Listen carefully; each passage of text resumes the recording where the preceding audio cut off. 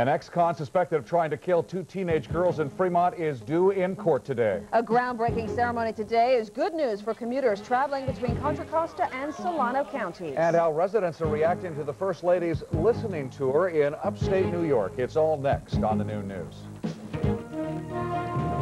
Live from the award-winning Channel 2 newsroom, the Noon News.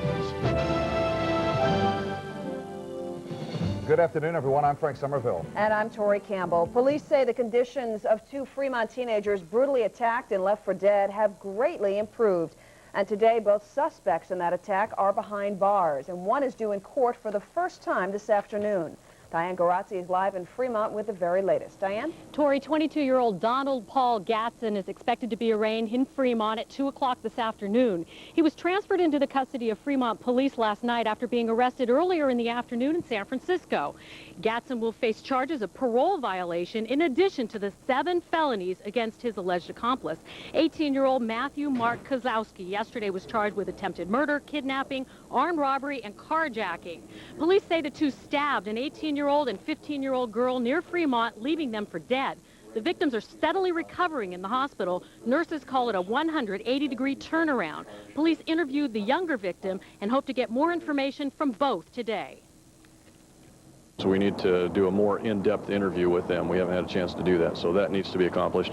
We're also still following up on leads and the tips that people have called into us because we have a lot of holes in this story that we need to be able to fill in and put together. Like we need to put together the time frame from when the girls contacted these males at 2 a.m. until they were found at 7:30 in the morning. That has got to be put together.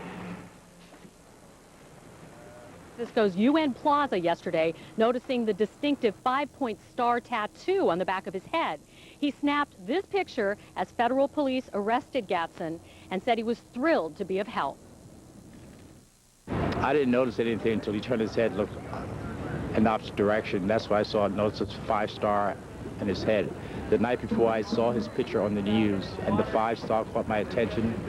So I asked my friend, sort of casually, to go find a cop. I told him what the situation was. I told him to go find a cop, and he did. The families of the suspects say both Gatson and Kozlowski came from troubled pasts. If convicted, both men could spend the rest of their lives in prison without the possibility of parole. Reporting live in Fremont, I'm Diane Garazzi. Frank, Tori, back to you. All right, Diane. Police are going over a truckload of new evidence in the death of 4-year-old Janique Williams. It was seized last night after detectives served a search warrant at the house where Janique's body was discovered. She was found at the bottom of a pool 24 hours after she was reported missing. Police spent 6 hours at the house last night and took away several boxes of material. Police won't say what they're looking for or what they found in their 6-hour search. There was at least 3 or 4 cop cars, and then there was unmarked cop cars around here, and then the big van, and there was a lot of people out here last night. Police are also re-interviewing family members who were at the house when Janique disappeared, and the man who found her body says it didn't appear she had been in the water very long. In another development, according to court documents, Janique's stepfather, you see him there, pleaded guilty to having sex with a minor back in the early 1980s, but it's important to note that at this time, no one has been named as a suspect in Janique's death. President Clinton is wrapping up his tour of America's most impoverished areas. Today, he's visiting the Watts neighborhood in Los Angeles, the location of riots back in 1965. The president's focus will be on training and hiring poor youth for high-skilled jobs. KTVU's Tracy Mitchell is live in Washington, D.C. now with more on the president's trip. Afternoon, Tracy. Well, good afternoon, Frank and Tori. President Clinton is in Los Angeles. He's speaking to students there right now, talking about investing in their future and creating opportunities for them. Hello. President Clinton confronts a challenge today on the south side of Los Angeles. The area was left behind in America's economic boom. Today, the president is in Watts, a community scarred by race riots nearly 30 years apart. Last night we had For many, the flames and the fury are frozen in time. Today, the neighborhoods are still trying to recover. Watts is a nice place. It always has been a nice place. It's also a poor place. Poverty here is high, and unemployment is even higher. But there are signs of development, racial mixture, and upward mobility. There's a churning real estate market in South LA. Even though folks might say, well, but that's a poor ghetto, whatever. Dealing with technology. How are you? Today, President Clinton, former basketball player Magic Johnson, and California's governor visited a school's youth training center. I think it's a good opportunity and it's very important. Students demonstrated their computer skills. President Clinton says he wants to invest in LA's youth. He's putting together public and private money to help young people develop the skills they need to get high-tech jobs. I have believed from the beginning of my tenure as president that in order for the American economy to really work and in order for the American society to work, every American should believe that he or she had a chance to be a part of it. And President Clinton says the disadvantaged youth in Los Angeles should be a part of it. That's why he is expected to announce an $8 million initiative to help them find jobs in the future. That's the very latest from Washington. I'm Tracy Mitchell. Frank and Tori, back to you. Thank you, Tracy. First Lady Hillary Rodham Clinton is keeping her ears wide open as she swings through upstate New York on what's being billed as a listening tour. The First Lady, on her first visit to the Empire State since forming her Senate Exploratory Committee, is hearing from voters on issues ranging from education to health care.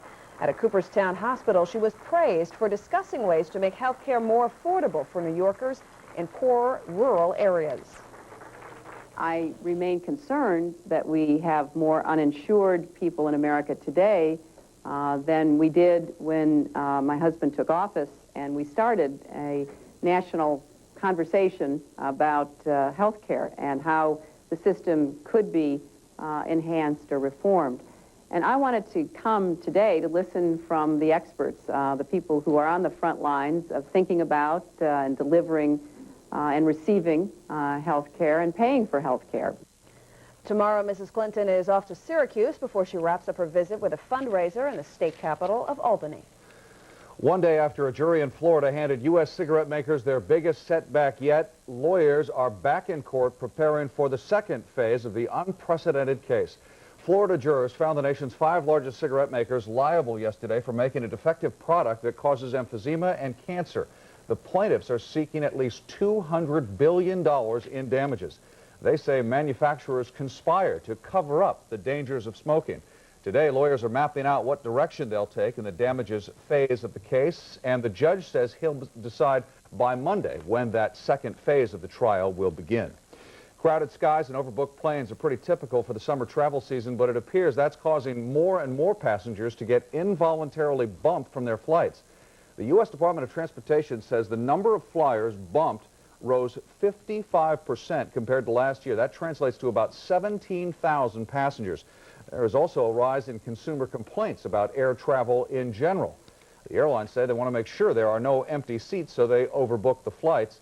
Now some airlines will reportedly use new passenger forecasting software to help improve the situation. Hundreds of dock workers in the Port of Oakland are back on the job today after a 2-day walkout. But there is still work to be done on the new contract for longshoremen, so the labor dispute is not entirely over. Mark Curtis is live in Oakland now with more. Mark? Tori and Frank, we are told that most of the estimated 1,400 dock workers are indeed back on the job today, and that means the Port of Oakland is in full operation. The bottom line, work is resuming after most of the port sat idle both Tuesday and Wednesday. The work stoppage was caused by a safety demand by union workers. They wanted an extra signal person for each of the port's massive cranes. The union and management are not commenting on how it was resolved, but it was worked out and activity in the port has resumed. As for any economic harm, port officials say some revenue has been lost, but a long-term economic hit to the entire region was averted. The port receives revenue from the berthage and dockage fees, and it's about $40,000 average per vessel. So if a vessel leaves without discharging its cargo, we lose the revenue stream for the activity by that vessel. But going beyond that, I think you look regionally at our city and the region in terms